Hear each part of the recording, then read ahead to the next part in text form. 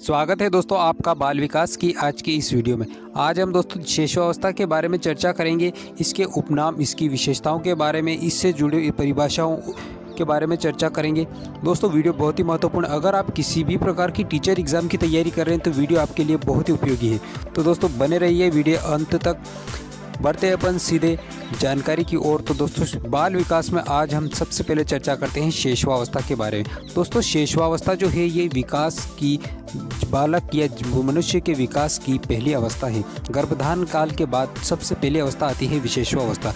इसका समय है 0 से 6 वर्ष, जन्म से 6 वर्ष तक की अवस्था शैशवावस्था मानी जाती है। इसके उपनाम की बात की जाए दोस्तों तो इसके उपनाम है जीवन का आदर्श काल कहा जाता है, इसे खिलौने की आयु कहा जाता है, भावी जीवन की आधारशिला इसी आयु में रखी जाती है, और अतार्किक चिंतन की अवस्था कहा जाता है इसे। इस अवस्था में बालक तर्क नहीं कर पाता है। बढ़ते हैं आगे, इसकी परिभाषाओं के बारे में बात करते हैं दोस्तों। तो परिभाषा क्रो एंड क्रो एक मनोवैज्ञानिक है। इनके अनुसार 20वीं शताब्दी बालक की शताब्दी है। ये परिभाषा किसकी है? क्रो एंड क्रो की। एग्ज़ाम में अक्सर दोस्तों ये सारी परिभाषाएं जो मैं बता रहा हूँ एक न एक एग्ज़ाम में आपके आने की ज़्यादा से ज़्यादा संभावना रही। क्रो एंड क्रो की परिभाषा है 20वीं शताब्दी बालक की शताब्दी है। अगली परिभाषा सिगमंड फ्रायड की है दोस्तों। सिगमंड फ्रायड के अनुसार क्या परिभाषा है? शैशवावस्था में काम प्रवृत्ति अधिक पाई जाती है।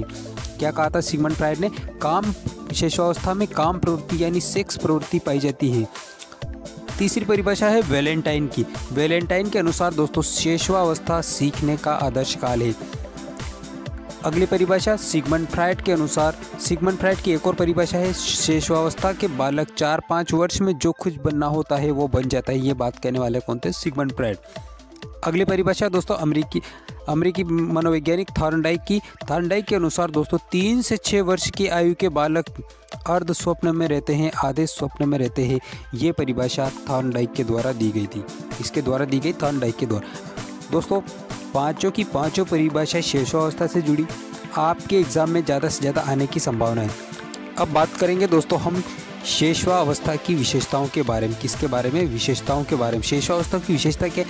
बालक कल्पना जगत में विचरण करता है। दोस्तों बालक इस अवस्था में कल्पना में रहता है, कल्पना जगत में विचरण करता है। अनुकरण व दोहराने की प्रवृत्ति पाई जाती है। दोस्तों बालक अनुकरण और दोहराने की प्रवृत्ति पाई जाती है। वह नकल करता है, घर या परिवार के सदस्य जैसे बोलते हैं वो पीछे पीछे बोलता है, जैसा परिवार के सदस्य बोलता है वैसे वैसे वो बोलता रहता है, क्योंकि बालक की आयु बहुत कम होती है इस अवस्था में।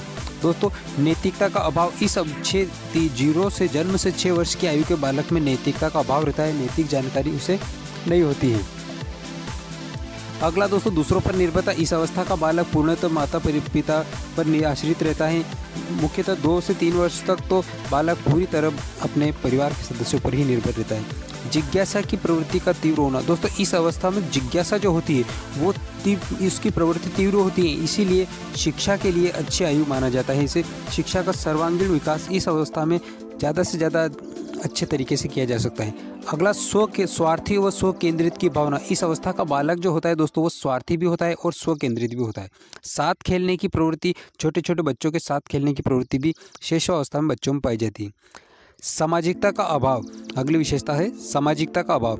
दोस्तों सामाजिकता का अभाव इस बालक में पाया जाता है क्योंकि शैशवावस्था का बालक बिल्कुल छोटा होता है, उसे समाज के बारे में किसी प्रकार की जानकारी नहीं होती क्योंकि उसका भाषाई विकास नहीं हो पाता है। अगला बढ़ते हैं दोस्तों आत्म प्रेम की भावना। अगली विशेषता क्या है? आत्म प्रेम। वो दोस्तों इस अवस्था का बालक खुद से प्रेम करता है, अपने आप से प्रेम करता है। शिशु अंतर्मुखी होता है इस अवस्था का, और शारीरिक क्रियाओं और संवेदनाओं के माध्यम से बालक सीखता है। शैशवावस्था में बालक शारीरिक क्रियाओं, शरीर की क्रियाओं के माध्यम से और संवेदनाओं से बालक सीखता है। इन विशेषताओं से जुड़ा एक न एक प्रश्न आपके एग्जाम में आता रहता है।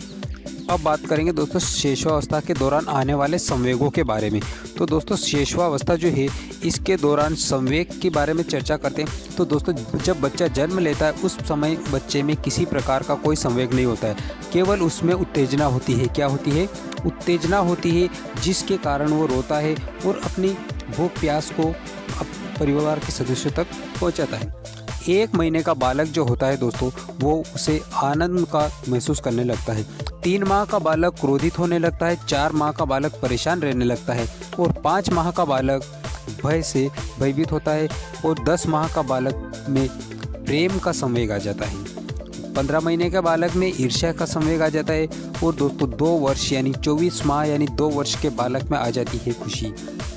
बढ़ते हैं दोस्तों आगे। अब बात करते हैं दोस्तों शेषावस्था जो होती है, इससे पहले एक काल आता है, उसे कहा जाता है गर्भधान काल। क्या कहा जाता है?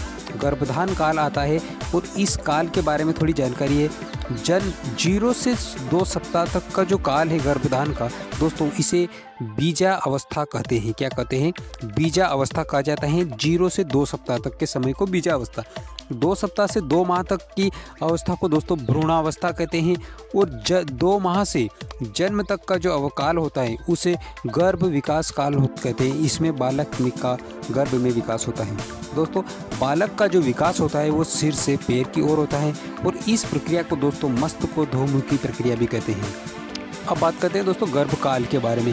कितने समय का गर्भ धारण होता है? तो दोस्तों गर्भ का कम से कम 180 दिन का धारण होता है। कितने दिन का? 180 दिन का, जिसे 6 मासिया कहा जाता है। और अधिक से अधिक 330 दिन का होता है, जिसे 11 मासिया कहा जाता है। और सामान्य अवधि दोस्तों 280 दिन की होती है, जो 9 माह 10 दिन की गर्भधारण होता है। बढ़ते दोस्तों आगे। अब बाल विकास के दोस्तों शेषावस्था से जुड़े इम्पोर्टेंट पॉइंट के बारे में चर्चा कर लेते हैं। ये ऐसे पॉइंट है जो आपके अक्सर एग्जाम में इनसे जुड़े प्रश्न आते रहते हैं। दोस्तों पहला पॉइंट है हमारा, शेषावस्था में जन्म से 2 वर्ष तक बच्चे का शारीरिक मानसिक विकास तेजी से होता है। देखो बालक का जो जन्म से 2 वर्ष के जो समय होता है, इसमें बच्चों का शारीरिक और मानसिक विकास तेजी से होता है। शिशु काल में बालक जन्म से 2 वर्ष तक पूर्णतः माता पिता पर आश्रित होता है। शेषावस्था में सीखने की क्षमता बहुत तीव्र होती है दोस्तों। बालक छोटा बच्चा होता है, बहुत तीव्र गति से सीखता है। संवेगात्मक विकास प्रारंभ हो जाता है। शेषावस्था में संवेगात्मक विकास प्रारंभ हो जाता है। नवजात शिशु शैशवकाल की ओर अग्रसर होता है और उसके अंदर प्यार व स्नेह की आवश्यकता बढ़ने लगती है। नवजात शिशु जो होता है वो शैशवकाल की ओर अग्रसर होने लगता है और उसके अंदर प्यार और स्नेह की आवश्यकता बढ़ने लगती है। समाजीकरण भी इसी अवस्था में प्रारंभ होने लगता है। और मनोवैज्ञानिक की दृष्टि से दोस्तों ये भाषा सीखने का सबसे सर्वोत्तम अवस्था है। कौन सी अवस्था? शेषावस्था। शेषावस्था भाषा सीखने की सर्वोत्तम अवस्था मानी जाती है मनोवैज्ञानिकों के अनुसार। शिक्षा की दृष्टि से दोस्तों ये महत्वपूर्ण काल माना जाता है, क्योंकि इस अवस्था में बालक में जिज्ञासा की प्रबल चाह होती है। वीडियो पसंद आए तो लाइक कीजिए, चैनल पर नए हैं तो चैनल को सब्सक्राइब कर लीजिए। अपने दोस्तों में वीडियो को ज़्यादा से ज़्यादा शेयर कीजिए। किसी भी प्रकार की आप टीचर एग्जाम की तैयारी कर रहे हैं तो वीडियो आपके लिए बेहतर उपयोगी होगा। मिलेंगे दोस्तों अगले वीडियो में, तब तक के लिए आपको बहुत बहुत धन्यवाद।